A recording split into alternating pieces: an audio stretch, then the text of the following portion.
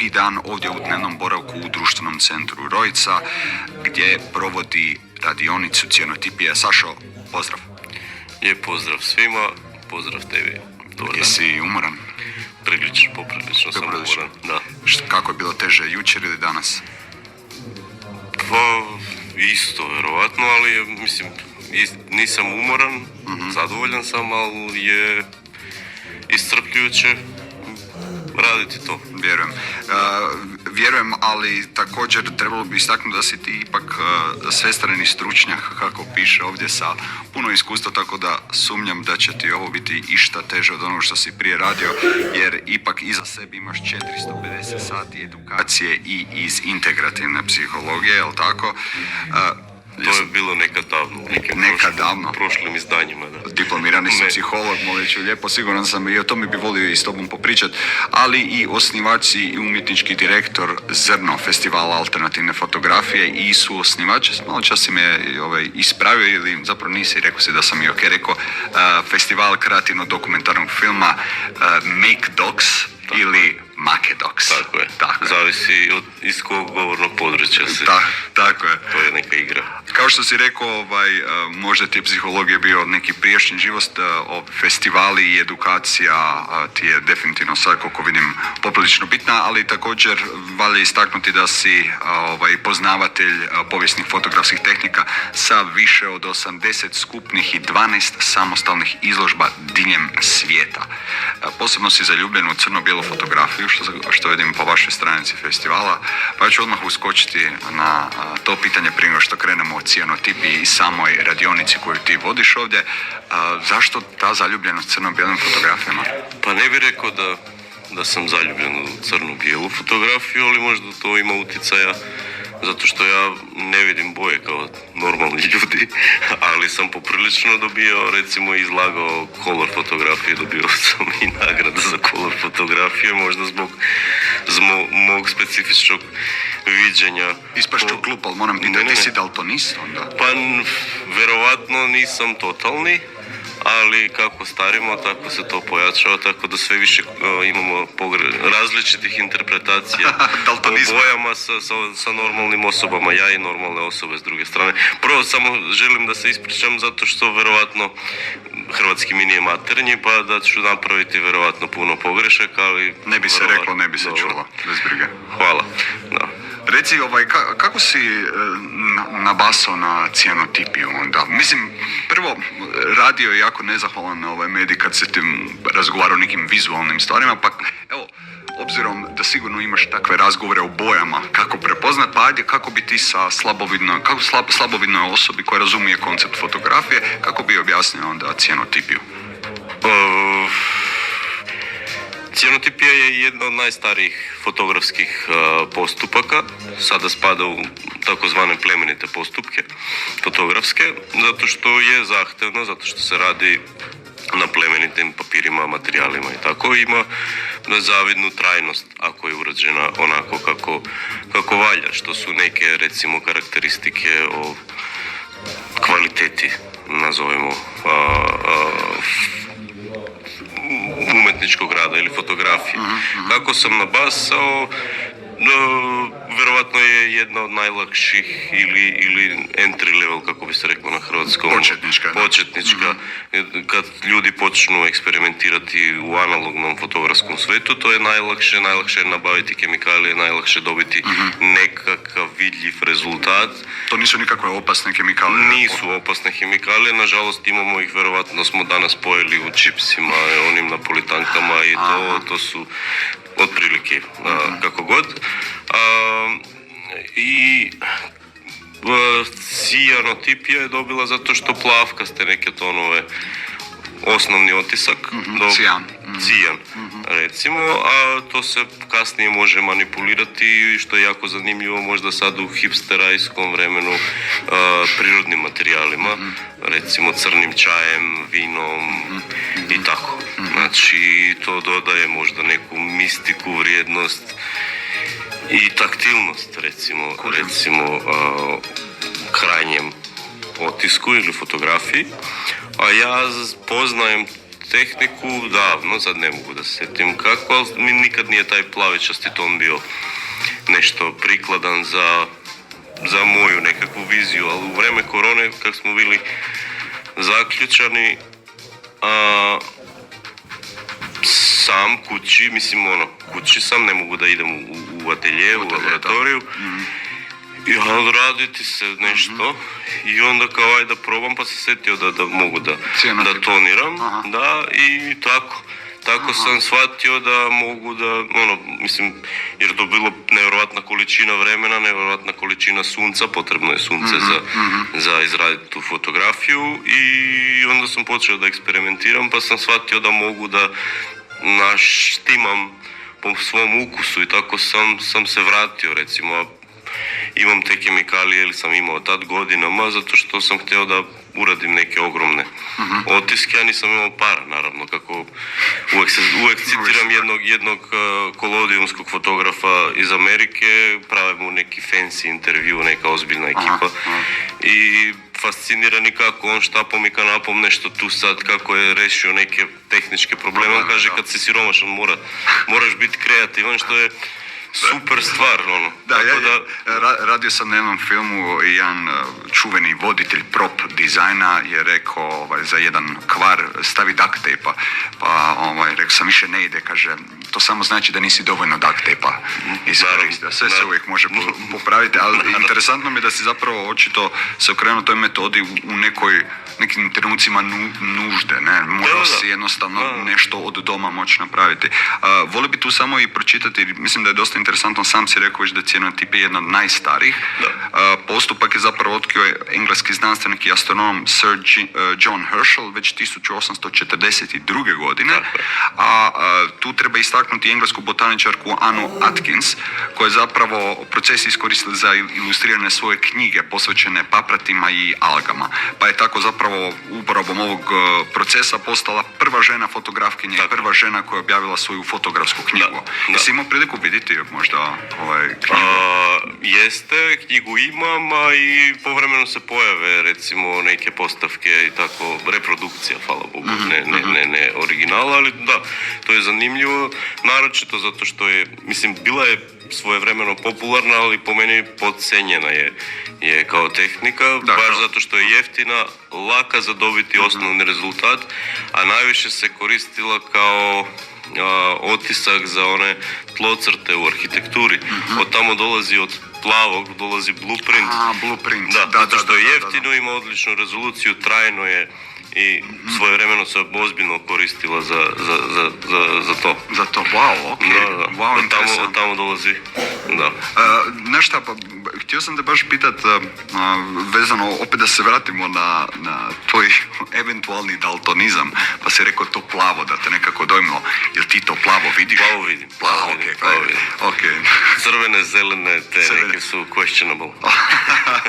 Ok, znaš šta, vidim, kako sam se prošetao ovdje, vidim da ste vi doduše nekako nadišli floru i faunu, više ne ko Anna Atkins ne preslikavate, ili ne znam kako bi se to trebalo... Preslikavate, ok. Ne preslikavate više neko nužno bilje, sad su tu i drugi predmeti, vidio sam fotografije. Kako to funkcionira onda? Zar nije potrebna neka svjetlost za... Potrebna, i zato smo danas ovako tužni previše, zato što je vrijeme ovako kako jeste. Većina analognih fotografskih procesa je zavisno od UV. UV zraka. UV dela spektra. Znači najosjetljiviji je UV i plavičasti taj deo spektra, što danas zbog naoblake imamo svega manje, baš malo. A ono bilje, to se zove fotogram. Možemo da postavimo bilo kakav predmet na tom papiru, koji mora biti, ne može bilo koji papir, treba imati određenu gramažu, zato što se stavlja u vodu i pere, to treba da izdrži. To su ovi plemeniti papiri. Da, prilično skupi, treba bude akvarelni, preferabli, bez kiselina i tako, kako god.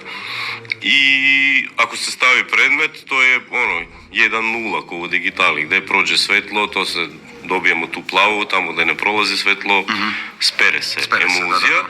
I to je neki početnički nivo i zato smo prvi dan to radili, prosto da polaznici shvate kako to funkcionira i to ne znači da ne možemo da dobijemo dobre kompozicije ili vizualne atraktivne stvari ako koristimo samo predmet bilje. Kako god. A onda smo izrađivali, mislim, već pre recimo 10-ak dana polaznici su meni poslali svoje fotografije, recimo po 15-ak, 20 njih, pa sam ja to obradio u nešto što se zove negativ. Odštampali smo na transparentnoj, na prozirnoj foliji i to koristimo i to se zove kontakt kopiranje, zato što su negativ i pozitiv potencijalni u direktnom kontaktu. Dodiru. I to je to. Tako da i sad tu već te ninja skills su naročito zato što su nekontrolirani uvjeti poput sunca. Kad bi se ozbiljno radilo, koliko god to zvučalo neprirodno možda, ja recimo radim kad radim za izložbu ili za nešto što mi je važno, radim pod vještačkim UV svjetlom na tačnoj distanci, uradim testove i onda znam tačno. To su, pretpostavljamo, da neka posebna svjetla koje imaju ultraljubičastog spektra. Tako je, to su ove neonske cijelice koje se koriste za solarije i za takve stvari. I to ja nađem, recimo nađem po oglasima i super, niko nikad mi ne veruje da to ne kupujem, da se tajno otvaraš svoj ilegalni solarij. Nego znam, baš je bila neka gospođa koja kao prodaje mi to i kaže, ali nemoj više od 15 minuta, kaže, ne treba, ali dobro, ja da ti kažem i koristi tamo, imaš te naočale, nemoj nikako. Ja kažem, dobro, ajde. A reci koliko to traje, to zračenje? Ovisi intenzitetu sunca. Recimo između 10 do sat vremena, ovisi od formata. Ako radim mali format, onda to zalepim do onda je 15. Znači od 10 minuta do sat vremena? Do sat vremena. Jednom sam recimo 10 dana eksponirao, zato što sam radio neko povećanje, pa je to tako. Da. Ok, ali nešto ja vidim nekako cijanotipiju i crno-bijelu i rad sa negativom kao nešto, sad ne razumijem se najbolje u povijest umjetničke fotografije, ali sa nekim satelitskim stvarima sam se bavio i gdje su puno ljudi pričali o fotografiji, pa tako na primjer i čuveni njemački filozof i književni kritičar Walter Benjamin u svom tom veličanstvenom maestralnom tekstu koji je napisao početkom 20. stoljeća, gdje zapravo, mislim da je naslov fotografija u doba reprodukcije. Dakle, Benjamin piše u trenutku kada fotografija uzima taj prvi zamah i pita se što se gubi s tom fotografijom, zapravo što fotografija oduzima. Mislim da smo to nekako već prevazišli, već sad u 21. stoljeću. Ja tebe zapravo želim pitati, imam osjećaj da se baviš sa fotografijom onoga čega nema. Ne nužno sa otiskivanjem ili fotografiranjem ono što tebe interesira i da je prisutno u tom kadru, već ocrtavaš negativne. Tako i cijanotipija, ako slušatelji i slušateljice sigurno znaju, oni koji su vidjeli, to je na neki način preslikavanje predmeta, ali u obliku, je tako, negativa. Njega zapravo nema, on je samo u obrisima. Ako sam dobro shvatio. Dobro, nisam siguran da razumem pitanje ili pa samo me interesira da li te interesiraju više ti negativi ili onog čega nema ili onog čega ima. Da, ajde se vratimo nekoliko koraka unatrag. Prvo, negativ je verovatno jedan od ključnih koraka u analognoj fotografiji. Kad verovatno bliža forma je film, tako?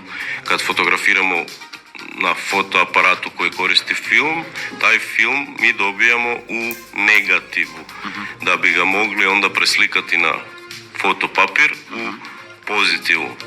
U principu negativ znači da to što je bijelo u prirodi, recimo, na negativu je crno i suprotno.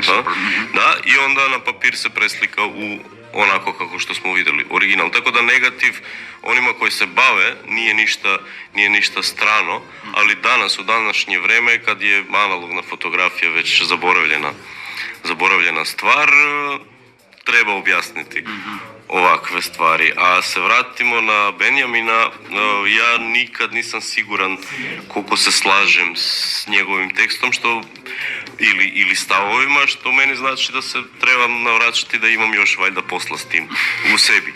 A fotografija je takav neki medij, naročito kad je nastala, u početku su se neki čudaci i naučnici bavili fotografijom i bogatuni. Jer to je bilo za frikove, jer je bilo preskupo, prekomplicirano i trebalo previše znanja hemije. A onda su nekako počeli umjetnici da se zanimaju za fotografiju, pa je pokušala fotografija da uđe recimo u lijepe umjetnosti. I onda je uvijek bio problem zato što recimo pojma nemam za kako se kaže, za poeziju, šta ti od materijala treba. Maksimum možda treba, ali ne treba ti ni to. Znači mogu sad ja tu da recitiram Ilijadu 17 dana. Jezik je potreba. Znači ništa. Tako. A fotografija je tehnički zavisna i tu je pitanje ko je autor i da li je čovjek autor ili je to mašina. Praktično fotografija kad bi bila izmišljena po meni sad ako filozofiramo ne bi mogla biti prihvaćena u 17. stoljeću zato što to nije bio duh vremena. Kad se izmislila to je već bila industrializacija, fascinacija mašinama i tako. Znači, misliš da je zato kamera obskura ostala na neki način tamo? Ljudi znaju za kameru obskuru Kinezi od 5. ili 6. stoljeća pre naše ere, Aristotel je ozbiljno se igrao kamerom obskurom, ali glavni tehnički problem je bilo kako sačuvati tu sliku, jer kamera obskura može da projektira, možemo sad mi za 3 minuta ovdje napraviti kameru obskuru. I imamo kameru u kameri smo, kamera je soba. Tako je. Ali problem tehnički je bio kako sačuvati sliku, a filozofski ili etički problem je bilo da li treba da sačuvam. I to nije bilo moguće recimo u kršćanskom svetu pa i u islamskom svetu u ono vreme, jer je svetonazor bio definiran anti-ikonoklastičan, to jest da se nije smjela tako prikazati. Naime. Da, točno. Tako. I sad opet, jer si rekao da smo navikli više da hipertrofija slika čak. I baš zbog toga meni je fotografija uvijek izazov. Ja ne znam filozofski i etički da li je ok da se izrađuju fotografije ili ne, i zato se bavim vjerovatno fotografijom, zato što to je veliko pitanje na nekoj metafizičkoj razini sad, ako smo otišli tamo. Ne, pa je dobro da jesmo. Znaš šta, pitao bi te nešto, ako možemo nekako to povezati sa ovim gdje smo stali, htio bi te samo tebe pitati da možda nabrojiš par autora ili autorica sa festivala Zrno, kojeg si suosnivač i suorganizator, pa neki koji su tebe možda definirali ili možda su ti dali povod za rad na nečemu novom, drugačiji način, ili neko ko te jednostavno inspirira i dovukao si napokon ga ili ju na festival. I onda na koji način možda to informira baš ovo razmišljanje o etici i metafizici, recimo fotografije. Da, Zrno smo napravili vjerovatno negdje gdje sam ja dovoljno star ili možda neko pozitivnije bi rekao sazreo kao u svom fotonazoru. Tako da, ali recimo je isto tako nastao da bi mogao okupiti ljude koji su mi dragi i da možemo da zajedno se igramo i dijelimo znanja i vještine i neku osnovnu ljudskost što je možda primarnije. Ali recimo ja sam bar u Makedoniji poznatiji po toj kolodijumskoj fotografiji nego cijanotipiji, jer to ne možemo u ovim uvjetima da radimo. Ja sam 10 godina pokušavao da to nekako naučim, a to ne može preko YouTube-a, vjerovatno cijanotipija može. I onda sam našao preko zajedničke prijateljice Ivane Tomanović, koja je profesorica na Novosadskoj, tad i na Beogradskoj akademiji za umjetnost fotografija. Predrag Uzelac je moj sad nevjerojatno drag prijatelj i moj učitelj u kolodijumu, zato što nakon 10 godina ja nisam mogao ni hemikalije da nabavim ni kameru, ni ovo, i u tjedan dana se sve to ovako nekako desilo i on je naš redovan, kako se to zove, mentor. Recimo, drži radionicu mokrog kolodijumskog procesa. Pomenuo sam i Ivanu koja drži klasičnu analognu fotografiju u naprednoj varijanti i obično je ta radionica najposjećenija jer ima najveći interes. Ona isto od prve godine na zrnu. A onda ima recimo jedna divna osoba iz Osijeka, Vjeran Hrpka, koji je bio prošle godine moj dragi nevjerojatni prijatelj, koji isto radi kolodijume i razne druge plemenite fotografske postupke i predaje na Akademiji u Osijeku, naime, takve stvari. Damjan Diakonescu iz Temišvara, koji je jedan stari čičica, alhemičar, koji ima svoje plemenite postupke koje naravno ne želi nikako da podeli, naravno, ali su nevjerovatni rezultati. Mislim, ima recimo pojma, nemam sad, baš smo jučer s njim pričali pa sam ga se setio, Stig Marlon Weston koji je iz Osla, isto nevjerovatno skromna osoba koja radi lumen printove, ali ih koristi kao CSI, kao ne znam kako se zove to, forenzička fotografija. Recimo, jedan njegov projekat, on radi te lumen printove, znači eksponira fotopapir bez korištenja kamere. Radio je u Amazoniji i tamo gdje Norveška, čista i ekološka država, odlaže otpad. I zato je čista i ekološka, ali taj fotopapir različito reagira kad je sustav, okoliš čist ili ako ima određene kemikalije i on to forenzički, nevjerojatno estetski to dolovio i tako. Ima raznih čudaka u ovom mračnom margini, na ovoj mračnoj margini analogne fotografije. Čudaka i sve pod tim okriljem kišobranom alternativne fotografije, tako? To moram priznati, prvi put se susrećam sa tom idejom alternativne fotografije. Evo tu vidim, tu su i alkemičari. To je smislila jedna žena isto iz Švedske, pre 15-ak, možda 20 godina, sad nemam, i tako nazvala sve ove analogne plemenite postupke. I tako, meni uvijek malo štrči to ime, nije nešto. Nije ti nešto. Ali tako se zovemo i tako smo prepoznati, pa mislim, morali smo se nekako nazvati, jel' da? To je to. Ok. Slušaj, vidim da imaš tu već dosta ljudi, pa obzirom da sama radionica traje do 17. Prijave su bile do 5.5. ali ja ću se evo tebe ovdje usuditi pitati da li ima možda neko, nakon što ne nas poslušao, dobije neki interes možda se priključiti, da li? Mislim da naravno može da se pojavi, da vidi o čemu se radi, a ako ima prostora da se uključi aktivnije, to svakako. Odlično. Sutra kada? Sutra u 2 startate? Da, zbog prognoze. Shvatili smo, danas smo došli u 10, nešto tako, i bilo je nemoguće, bilo je premalo sunca, pa smo igrali nešto drugo, tonirali, ali smo shvatili da... Tonirali, interesantno. Da, tonirali čajem i kavom. Čajem i kavom, odlično. Stvarno pozivam sve slušateljice i slušatelje Radio Rojca i šire da se pridruže i da poprate ovu radionicu i rad Saša Luševskog, tako i naravno Make Dogs ili Make Dogs festivala, kao i čuvenog festivala alternativne fotografije Zrno. Ja inače, Sašo, i čuo sam za festival, tako da mislim da s pravom nosite tu međunarodnu titulu. Vidio sam na web stranici koje ste sve autore doveli, nisam znao dobro u regionu imamo tako jak festival. Opet s druge strane, ja nisam baš neki fan fotografije, baš zbog tog Valtera Benjamina, ali puno ti hvala i na gostovanju, ali ja ću te pustiti samo sa još jednim pitanjem. Iako si rekao da ti je to bio prošli život, ta integrativna psihologija, psihoterapija i to što si diplomiran psiholog, ja bi te ipak pitat nekako, Koju ti vidiš danas vrijednost fotografiranja? Više, ne zanima me fotografija kao umjetnički objekt ili kao objekt per se, nego fotografiranje kao praksu u radu s mladima, naročito.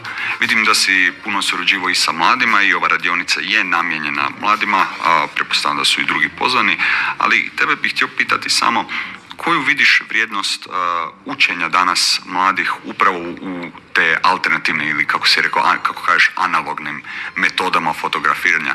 Zašto je to danas bitno kad, imaju gigapiksele na svojim iPhone-ima, imaju, umjetnu inteligenciju, uvjetno rečeno, koja može im jednostavno preskočiti korak fotografiranja. Zašto bi sada klinci trebali, zašto misliš da je vrijedno da klinci budu u tim mračnim prostorijama i razvijaju sa srebronitratom fotografije? Koliko vremena mi daš za odgovor? Koliko god. I mislim, želim bi da svi pozorno poslušaju. Ja ne mislim da treba iko da se bavi ovim, ako ne želi. Mislim, naravno da je jednostavnije, jeftinije da se bavimo digitalnom fotografijom. Ali meni to znači nešto drugo i meni je bitna taktilnost, recimo. Jer ta fotografija je ona cijenotipija, kad se završi onda se to, kako se kaže, da bi se očuvala, se premaže pčelinjim voskom i uljem od lavande i onda to ima i miris, nije samo ekran, na primjer, ili tekstura papira i svašta nešto.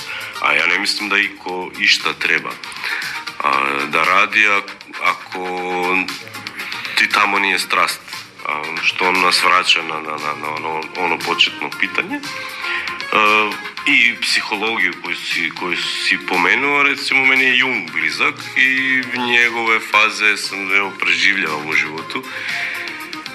Tako da on mi, sad da parafraziram i pojednostavim, rekao da bi u ovoj fazi života sve što smo naučili nekako se integrira u ličnost i traume i veštine i tako da mislim da je zrno vjerovatno integracija svih tih mojih životnih iskustava i ne mislim da mladi ili kogod treba da nešto prave, ali mislim da nedostaje i suština zrna je da se ponudi taj neki prostor slobode i međuljudske interakcije koja je vjerojatno najlakše da se isprovocira kroz kreativni proces.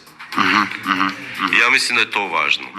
Nije važno da li ti praviš sendviče, kobasice, kopaš, kanale negdje ili se baviš astronomijom, važno je da je to tvoja strast. Zvuči mi jako, ako smijem reći, antikapitalistički, ne fokusirati se na proizvod, nego na sam proces. Proces je važan, to je ono što je po meni značajno i pravi nas da smo ljudi, da rastemo i zbog čega smo tu po meni. A kapitalizam, ja predajem i kreativnost ili sam predavao kako god, prilično me zanima taj fenomen i puno pažnje posvetim tome da je prokrastinacija jako bitna u životu. Dio procesa kreativnog. Da, znači ono što ti kapitalizam kaže, ti ne smiješ čak imaš terapije nemoj nikako da odlažeš stvari, ja mislim da je ključna. Ne samo, ja čak mislim i da ti pišeš udžbenik recimo ili ne znam šta, da je to kreativan rad, ne samo da se baviš fotografijom ili nešto što ide u izložbu, ili pa čak i kad radiš u banci, što je meni, ne znam šta bi mogao, kako god, ali kreativnost je bitna u svakodnevnom životu, u svakom trenutku po meni i bitna i kroz prokrastinacija, a za umjetnički, ili stvaralaštvo je jako bitna lenjost.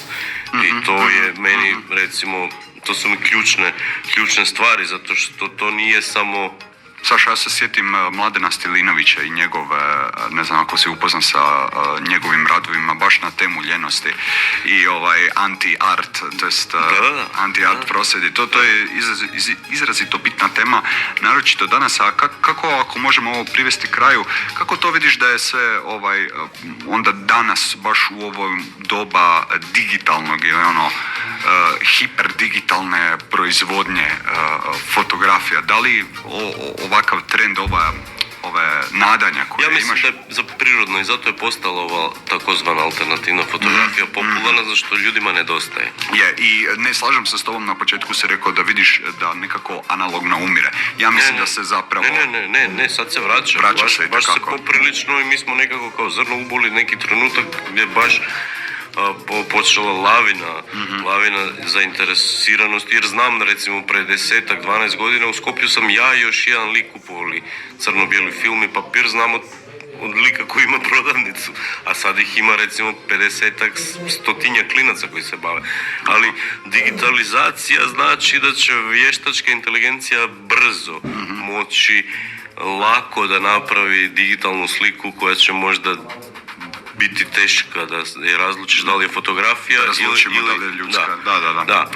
A ovo je vjerojatno malo teže, ali to čak i nebitno. Ja mislim da je prirodno ljudima sve ovo nekako prebrzo i da ljudima treba neki prostor za odahnuti, tako? Ja mislim da je to publika ili kako god, to su ljudi koji dolaze na zrno, prepoznaju to, 7 dana off nekako normalnih gridova i onda vajda se puno njima desi nekakva transformacija ako smo neskromni. Tako pa nam se puno njih vrate.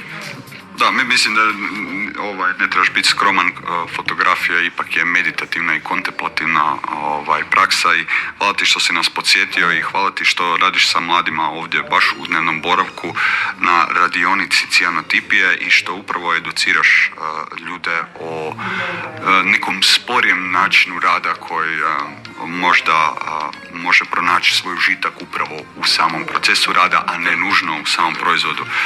Sašo, puno ti hvala. Hvala vama, pozdrav. Slušateljima i slušateljicama ćemo isto i podsjetiti dakle da sutra od 2 mogu se možda pridružiti. Radionica traje do 17. Sašo Aluševski i voditelj radionice i moj sugovornik.